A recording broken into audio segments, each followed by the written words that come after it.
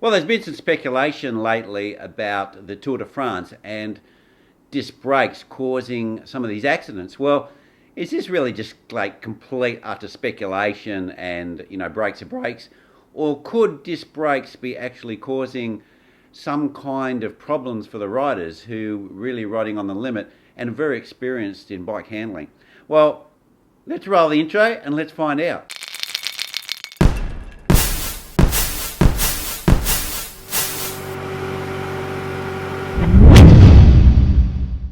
Well, there's a common character we have in Adelaide, South Australia, who's come out and basically said that disc brakes are dangerous and they could actually be, causing these accidents. Now, is this just complete, myth or speculation? Which it is, because we don't really know. There's been no investigation into it.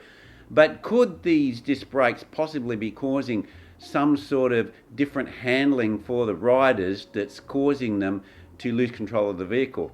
Now, these riders, these pro riders, you've got to understand they has exceptional bicycle skills, and if these guys can't handle bikes, then no one can. So these guys recover some of the most amazing accidents that you may ever see.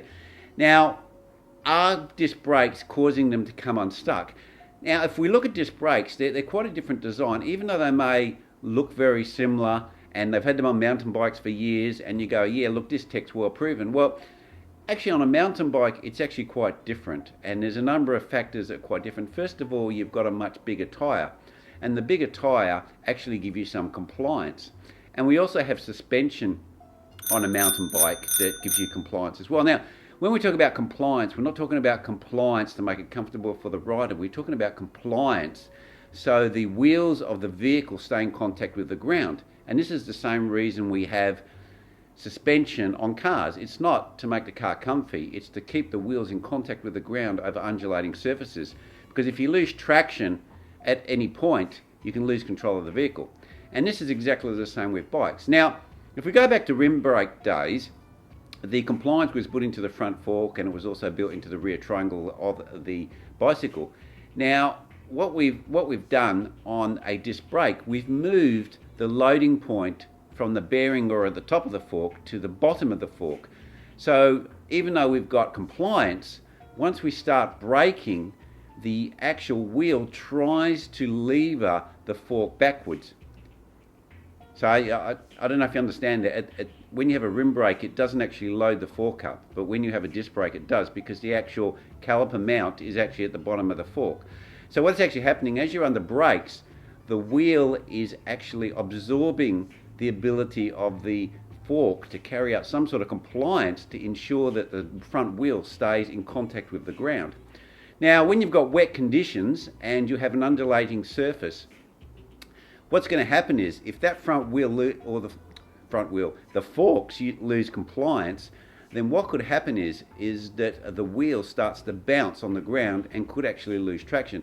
And this could actually be causing their accidents. Now, I have absolutely no actual sound knowledge that this is happening, because unless you do an investigation and do some studies, do some tests, then we will never know. And we probably will never know anyway, because in these sorts of situations, I've seen it before, even though they have failures of equipment, they really don't blame the actual components. They somehow come up with some story to blame something else. Well, look, just to demonstrate how a fork has compliance, I've just got this number plates around. It has two arms on it. So let's just assume that this is a fork. Now, what can happen is when we apply force to it, it actually bends. I don't know if you can see that. It actually flexes. Now, normally when you're riding across the road, this thing is flexing like this as the forks are taking up the undulations on the road and keeps your wheel in contact with the actual road surface. Now, when we're on the braking is going to start to bend the forks back. So therefore, when you come to an undulation, it's much stiffer. It hasn't got as much extra compliance to actually keep the wheel in contact with the road.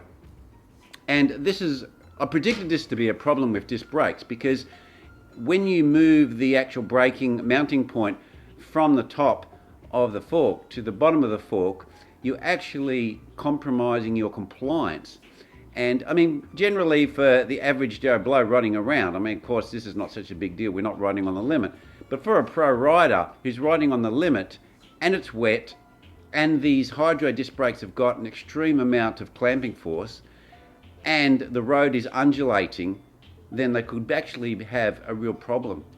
Now, I don't know what you guys think, if you think that's complete garbage or not, but it's the physics here that we're talking about.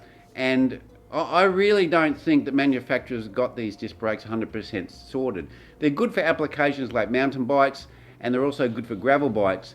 But for a very lightweight, high-performance road bike, I think they've got some more work to do on them. So just let us know what you think, and what do you think the reason is that these guys crashed out in the Tour de France? Cheers.